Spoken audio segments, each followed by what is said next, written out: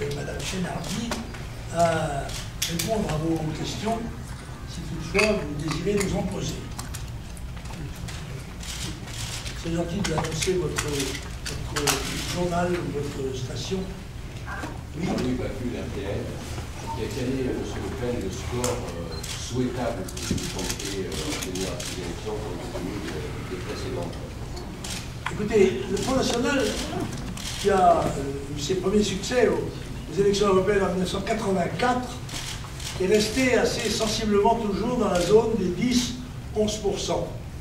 Sauf, je le rappelle, au moment de la scission Maigret, où, trahi en pleine campagne électorale, nous n'avons fait que 5,5, je crois, tandis que M. Maigret, lui, faisait 3,2.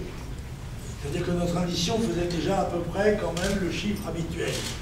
Donc, je rappelle qu'aux dernières élections, nous avons eu 7 élus et que nous espérons, malgré le mode de scrutin vicieux qui a été inauguré par M. Raffarin et dont le but était bien évidemment, par la division en régions, de nous priver de l'attribution des restes à l'échelon national. Nous pouvons avoir comme cela 1 ou 2 sièges. Nous espérons faire aussi bien, je dois dire, et même mieux que la dernière fois, je dois dire, que nous y sommes aidés par la prise de conscience extrêmement brutale qui est celle de notre peuple face à la crise. Les Français se rendent compte de la différence qu'il y a entre les discours et les faits. Et ils jugent M. Sarkozy, l'Europe, l'Union européenne, à ses fruits empoisonnés, c'est-à-dire l'immigration massive, le chômage, l'insécurité, et par conséquent, ils auront, j'espère, comme l'annonce d'ailleurs la montée rapide du Front National dans les sondages, les résultats que peut espérer une formation d'opposition qui a toujours clairement annoncé ce qui allait se produire à partir d'une politique que nous condamnions et que nous combattions. Je crois donc que dans le mois qui vient, nous allons d'abord reconquérir quelques éléments de médias, puisque le rapport du CSA a été très clair. De janvier à octobre 2008, il faut dire qu'ils n'ont pas de résultats depuis octobre, c'est très long, vous savez, avec l'électronique maintenant, cela doit être retraduit après par des scribes qui doivent faire ça avec des calames, ce qui fait que le CSA, au mois d'avril 2009, ne sait pas encore les résultats de septembre, octobre, novembre 2008, enfin, d'octobre, novembre 2008. Quoi qu'il en soit, sur cette période, le CSA reconnaît que le Front National, dans tous ses orateurs, a eu 0,96% du temps d'antenne. Chiffre à rapprocher quand même du résultat des élections présidentielles qui avait à peine 1 an de plus. Il y avait 1 an, dans lequel j'avais fait 10,5, 3 900 000 électeurs. Bon, donc, parce qu'il y a là, incontestablement, l'application de la théorie présidentielle, j'ai tué le Front National. Eh bien, Sarkozy n'a pas tué le Front National, il a volé le Front National, mais il ne l'a pas tué.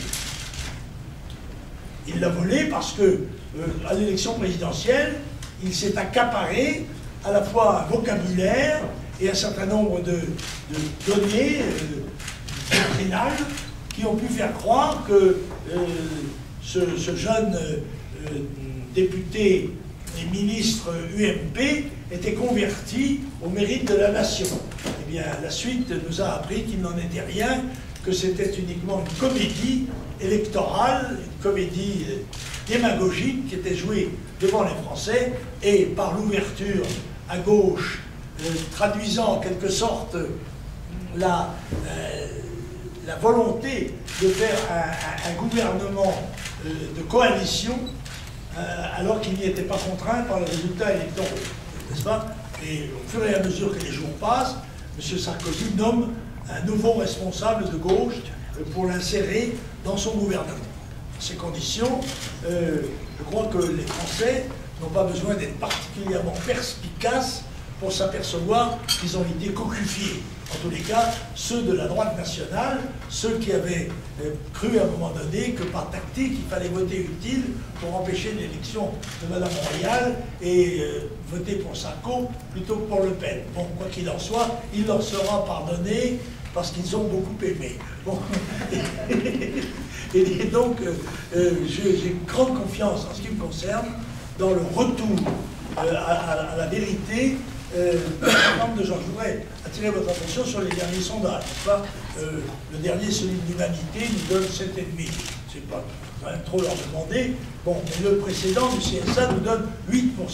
Mais surtout, dans celui du CSA, il y a une précision.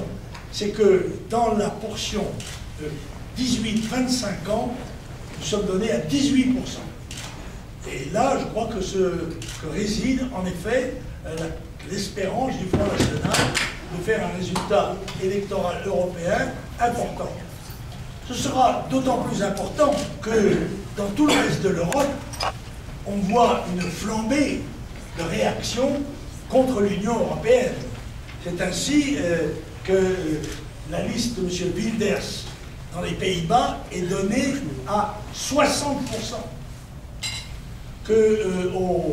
En Autriche, les nationalistes sont donnés à plus de 35%, que dans beaucoup d'autres pays, en Angleterre, en Grande-Bretagne, en Allemagne, dans d'autres pays d'Europe, il y a une réaction évidente en faveur des nations qui ne veulent pas mourir et qui, dans le fond, suivent un exemple que nous avons donné il y a déjà quelques années.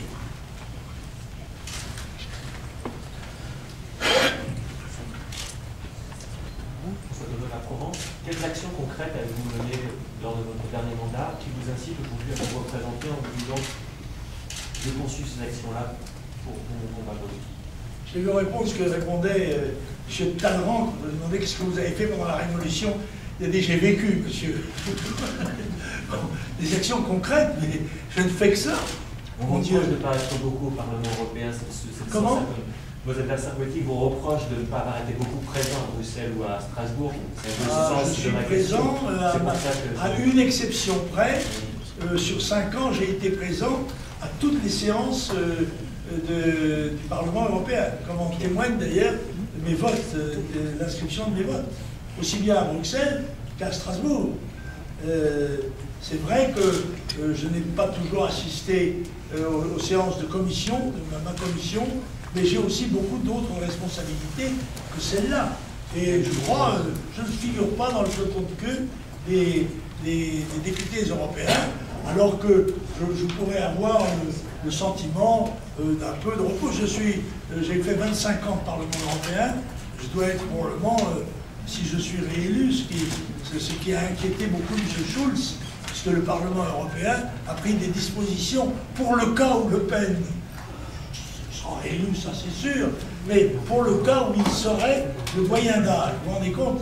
Et bien que le doyen d'âge ne puisse pas parler, depuis l'épisode fameux de notre député Claude Autant-Lara, le metteur en scène, qui avait fait un discours particulièrement saignant, je dois le dire, et particulièrement prémonitoire sur la défense comment dirais-je, de la particularité culturelle française. Ce qui était gag, c'est que M. Autant-Lara a été sanctionné par le retrait du droit du doyen d'âge à la parole, mais 3 mois après, tous les acteurs français défilaient à Strasbourg pour dire exactement ce qu'avait dit Autant-Lara avec plus de talent qu'eux-mêmes.